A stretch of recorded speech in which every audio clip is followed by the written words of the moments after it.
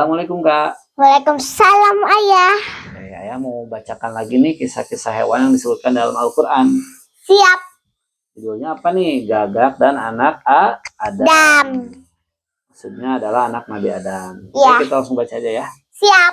Mudah-mudahan kita bisa dapat pelajaran hikmah ya. Gini Kak, jadi Nabi Adam alaihissalam memiliki banyak anak. Di antaranya mereka bernama Qabil dan Habil. Pada suatu hari, Qabil dan Habil disuruh oleh Allah untuk melakukan kurban, ya, melalui ayahnya Nabi Adam, bahwa mereka harus melakukan kurban. Kurban itu apa? Kurban itu persembahan kepada Allah, ya. Iya. Habil memberikan domba terbaik dan yang paling gemuk. Gemuk sekali kayak perut Ayah. Waduh. Sedangkan Qabil memberikan hasil panen yang jelek. Qabil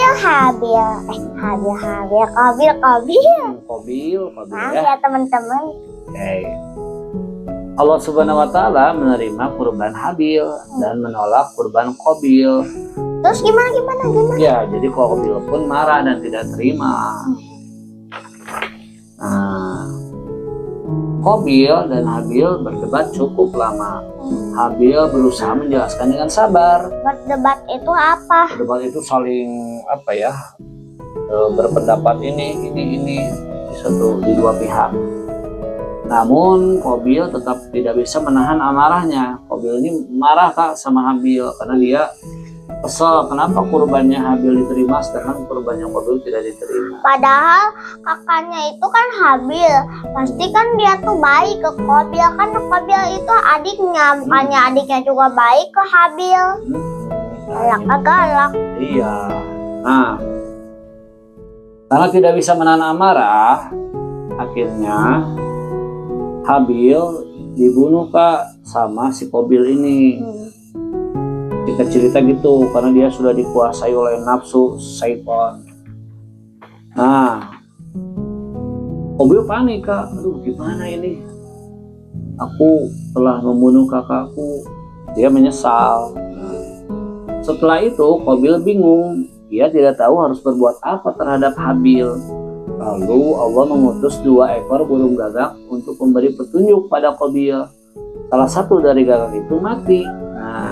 Karena melihat salah satu gagak mati, dia melihat gagak yang hidup itu menggali tanah dengan paruhnya dan cakarnya. Lalu gagak itu meletakkan mayat burung gagak lainnya yang sudah mati di dalam lubang dan menutupinya kembali dengan tanah. Artinya dikubur. Karena dulu belum tahu cara ketika mengurus orang yang sudah meninggal itu kayak gimana. Nah, jadi harus dikubur. Melihat hal itu, Qabil menyadari bahwa orang yang meninggal harus dikubur di dalam tanah. Akhirnya ia pun menggali tanah dan menguburkan saudaranya. Siang ya? Makanya jangan bunuh kakaknya juga udah baik sekali. Setelah mengubur saudaranya, Qabil merasa sangat menyesal. Dia sadar bahwa perbuatannya itu salah. Sejak saat itu dimulailah tradisi mengubur jenazah di bumi. Nah, pesan hikmahnya apa nih? Sifat iri akan mendorong kita untuk berbuat buruk. Oleh karena itu kita harus menjauhkan diri dari sifat iri dan dengki, ya. Jadi kita jangan iri dan dengki kepada orang-orang, ya. Selain itu, jika kita ingin memberi sesuatu kepada orang lain, lebih lagi kepada Allah, haruslah memberikan yang terbaik, jangan asal-asalan kayak si Qabil, ya.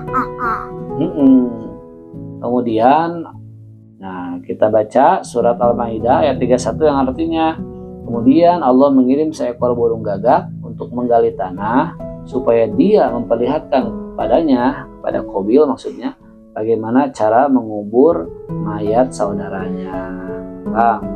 Ya. Jadi jauhi sifat iri dan dengki. Dengki itu apa? Iri itu apa? SMS. Senang melihat orang susah dan susah melihat orang senang. Kita jangan seperti itu, ya. Oke? Kita harus baik, ya, insya Allah ya. Alhamdulillah.